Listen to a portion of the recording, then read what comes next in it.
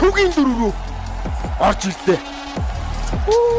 Ямар гоё тоглолт вэ? 3 map гарч ирсэн. 3 дахь map дээр ийм ойрхон тоглолтыг үзүүлээд Монголынхан Австраликстай шуугуулж байна. Тэгвэл баяртай.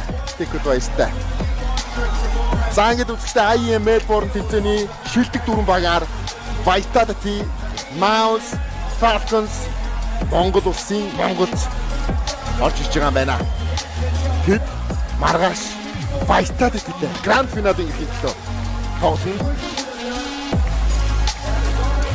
Янзын гоё тоглолт гаргаж ирсэн хүмүүс үзэгчтэй. За өнөөдөр Баасан гарагийн ааврын 5 дахь өдрийн Counter Strike гэдэг бол нэг юм байдгаа. Баасан гарагийн аавра гэдэг зүйл. Янзтай.